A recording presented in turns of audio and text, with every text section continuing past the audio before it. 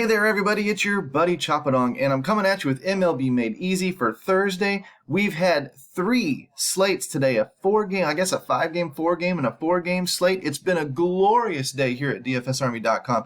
One-stop shopping, all things daily fantasy sports. As you know, go into the description, like, subscribe the video, turn your notifications on. You get a update or a notification every time on your phone I drop a video, and I've been dropping a ton lately, and some of my private videos have been accidentally slipping out to the public. Whoopsie. But it is what it is. So I just love to share with you guys, love to help you guys, love to talk to you guys and help you guys become better players. And I do that by simplifying systems. Lately, I've been asked a lot of questions about making single entry and 3 max lineups. I play my MME stuff every single night, every main slate, every time I get the chance. But to be quite honest with you, I'm also building 100-man 3 max type lineups. These, they work for bigger tournaments too, but what I talked to the VIPs about is taking the appropriate amount of risk for the contest that you're in based on contest size, pay structure. We analyze pay structures, and we make sure we're putting our lineups in the correct places. That's a very, very key function to becoming a profitable MLB DFS player. That said, I can show you some of the things that we talk about and give you an idea. And it starts with using our optimizer as well as setting up the system. We were setting up the system earlier in the year for MME and stuff, and now we're going to set it up for single entry, and we're going to set it up for 3 max type of contests. And the way we do that is, first of all, by diving in to the domination station optimizer, setting up for the main slate. And take note of these numbers right here, because I'm going to give you some power score numbers, and that combines the implied run total with the pitcher's Sierra that starts the game and the bullpen Sierra that finishes the game. Add them all up, and you've generally got big numbers here that you equally weight these metrics across the board. We're going to call that power score. I don't have the graphic up for you right now, but I've got the numbers. And sometimes things stand out in terms of a team that's in a good matchup. It's facing a weak pitcher, it's facing a weak bullpen, it's getting a high implied run total out of Vegas. Those are all 3 green lights. Good things to know. But what I do when I start off my building is I start by finding the key number on the slate. For me, that is the chalkiest lineup I can build. And if you watch what I'm doing here, I'm just putting a smidge of randomness, making a small amount of lineups, throwing some unique players in there to shuffle things up a little bit. And I'm starting with a minimum ownership number. All I need to have is projected ownerships in the machine, and I can click that one off and see if I can get a 200% lineup, which I did. See how it stopped? Now I need to come up. Let's come up to about 240. I've only got a 4-game slate. It might be really, really chalky, and we might be able to get way up here. I've been over 300 plenty of times before. Only 4 teams over a 280. So it looks like 280 is our number. 280 rounds to 30 points. 10% anyway is 30 points. So I subtract 30 off of this, and I start at a 250. That's where I would be building my lineups for cash games. At least a 250 team ownership for cash games. That gets me just off the herd, gets me just underneath the herd to where if I do fall a little bit behind, I've got winning chances because I've got a couple of guys that are floating just under the radar. Today, we were talking in the chat rooms about chalk and things like that, and I basically said I don't really want to fade the chalk. I want to be just underneath the chalk. Just hover under the chalk, okay? I'm still way up the scale. But if I was playing leagues, all the way up to about a 100-man league, 20-man, 10-man league, stuff like that, I'd take another 30 points off of that, and I would build for a 220. Now, if I was building for tournaments, I would take half of that first number, which was 280, and I'd build for a 140. And these are the settings that I'm using to build lineups that are taking down the nickels, that are taking down the quarters, and that are doing well in 100-man leagues as well as cash games. It doesn't matter what you play if you track your results. You're definitely going to have your ups and downs, but you're going to be strong in a foundationally strong place day in and day out. And you're not getting too far away from the chalk, which last night the chalk was Milwaukee. I faded the chalk. I only got 20% back off of my buy-ins, my investment in MME, because I faded the Milwaukee Brewers. And it didn't turn out that the Milwaukee Brewers were necessary for your stacks, but boy, they sure helped. And a lot of people were on them. I was hoping they would fail. It didn't work. You're going to have nights like that. That's no big deal. I'm winning a 100-man league right now. Won another one last night, placed like 4th in it, whatever. I'm still profiting on the slates. That part's not a problem. I was just going for the big kahuna. When I set this number up here, I may even want to bring that back up a little bit to like a 200 for my 100-man leagues. I said 240. 280, 250, 220. So let's start at a 220 and see if it'll do it. I'm going to build about 50 lineups. I'm only wanting, if I'm playing single entry, I'm only wanting one. I could probably build 20 lineups. But for 3 lineups, I want a couple of mixes and matches. I want to know where these teams are, where the chalk is. And I find that out in our leverage stacks tool.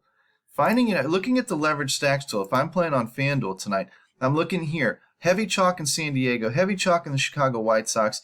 And then we get down to the others, the guys that are under the radar, right? And I mean barely under the radar, not down here at low owned like Colorado. I'm talking about just barely under the radar. Toronto, maybe some San Francisco, New York Yankees maybe, and honestly maybe even some Chicago White Sox, because San Diego is going to be the chalky team, okay? So these are the teams that I'm generally looking to play. In the leagues though, the smaller leagues where I'm wanting to not get very far off the chalk, I'm looking at those 3 teams, those 3 to 4 top teams. So San Francisco, Chicago, Toronto, San Diego, fine. I'm going to mix and match those teams. Maybe an outside shot at the Yankees. The other guys are largely dead to me. I typically don't need them. If I'm playing in a 49-person single entry tournament, I don't need to get very far off the chalk because I don't need to build a super powerful, freaky lineup that is near the nuts on the slate to win that thing. I can play closer to the vest. I can play smarter, safer, and still get into the cash and possibly win the thing.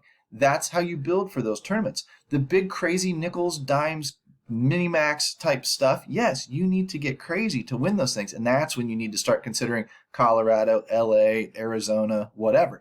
But until you get to those bigger levels, say over about 2,000 to 5,000 people, you really don't need to get too crazy. And if you're taking 3 shots, all I need to do is take like a Toronto-Chicago and then a San Diego-Toronto and then maybe a Chicago-San Francisco or a San Francisco-Toronto. Those types of stacks back, that wins. That works out just fine. But it starts by knowing where that chalk is. And then it starts by knowing the power score. And I wish I had done that graphic for you. But you're going to have to just hear these numbers and maybe write them down. Power score, again, is implied run total, pitching SIERA for the starter, and bullpen SIERA. And when you add those together, you get these funky numbers that I like to add up. And San Diego, I'm just going to go in order of the chalk pretty much. San Diego is a 143. And then it drops off sharply to Chicago at a 126, San Francisco at a 126, Toronto at a 124. And then it drops off again to LA at 116, Yankees at 114, and then it drops into oblivion to Arizona at 105 and Colorado at 106. I don't need Arizona and Colorado tonight. If they go off, it's an outlier. In a big contest, you'll need them because somebody had them, but in a smaller contest, you don't need them, okay? Especially in a cash game. You don't need them in a cash game either. You're just trying to play the smart plays. So now that I know my power scores, I've got 4 teams I'm focused on: San Diego, Chicago, Toronto, and San Francisco. And I might want to be a little bit lighter on San Diego because they're such heavy chalk. I'll still use them, but I might want to be a little lighter on them. All I need to do, I should show you maybe where this comes from. The FanDuel Pitchers tab in the research station. Actually, there's your SIERAs. Where'd they go? Right here. These are your starting pitching SIERAs, right? So if I'm looking at my implied run totals, but I'm looking at my SIERA for the opponents, that would be San Diego, Chicago, whatever, these 45, 37, 39. These are the numbers, rounding up to the 10th of a place. These are the numbers. And then I come over here to the FanDuel Hitters tab, and I do the same thing. I search right here by opponent bullpen SIERA, and I order those in decreasing order. It's a 44 for San Diego, it's a 44 for San Francisco, it's a 41 for Toronto, and that's how I form that chart and put that chart together and find that ultimate power score. That's how I basically do it. That's how I'm using these tools to tell me what I want to know.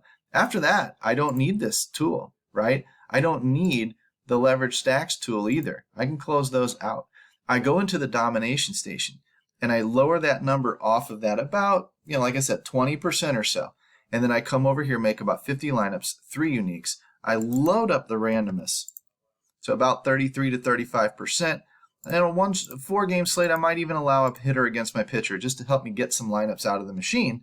And now all I need to do is go looking at my pitchers and let's see if I want to eliminate anybody. I know that I like a few people. I already like Haney and Lance Lynn tonight for whatever reason. Darvish is going to be the chalk. It's fine. I don't necessarily need him. Logan Webb's not terrible. There's Haney. He's got a little bit of upside based on K-score. If you've seen my videos, you know where that came from. So does Lance Lynn. They're the only two over a 500 on the slate. Everybody else, I mean, Barrios is fine. Everybody else is sort of just, they're okay. I wouldn't necessarily poop on the lineup if it gave it to me. But I'm really looking to play these guys up in here that are getting some ownership and maybe come off of Darvish a little bit because Haney and Lance Lynn have more strikeout potential in their matchup tonight as a result. So I've set up the pitchers. I've already keyed in on my stacks, right? All I need to do is go through here and start singling out who I want to be in stacks and who I want as a one-off. I do that by picking the clip. If I hit the team button, sort them all by team, I can come through here and say, no, yes, he's fine, he's fine, he's fine, no, no, maybe, yes. And I come clicking through these guys, and I set it up in that fashion. Okay, and what all this number means is these guys with it clicked on will only be part of a stack.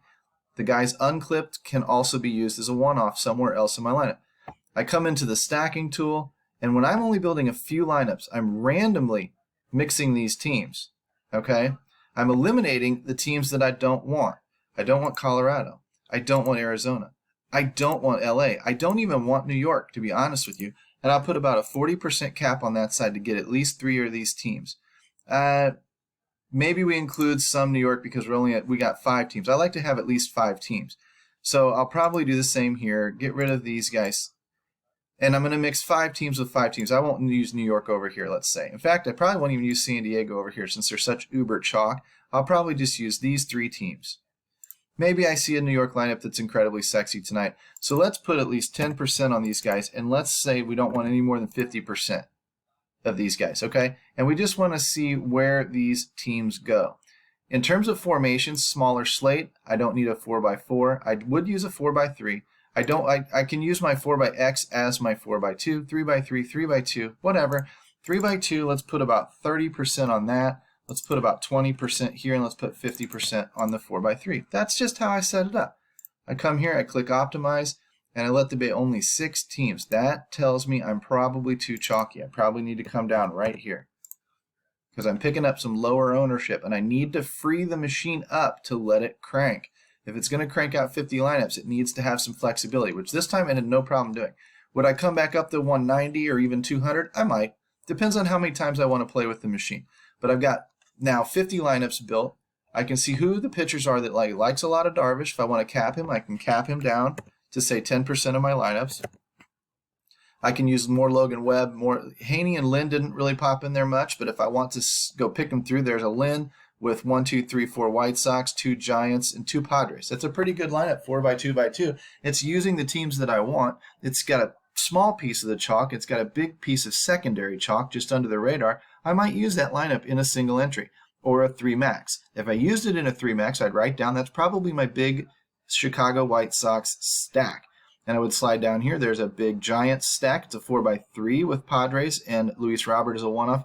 If I don't want him as a one-off, I would go put the clip on him up there in the player pool, and I would make sure he only showed up as part of a stack.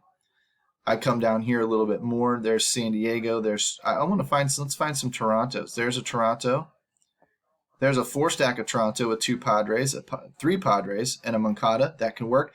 These are all going to be fundamentally sound lineups, strong lineups, tournament winning capable lineups, plus EV type lineups. If you get good at manipulating the machine, now all I need to do is just pick my stacks and make sure I'm kind of evenly distributed. I wouldn't want all 3 in my 3 max to be San Francisco, Chicago combinations.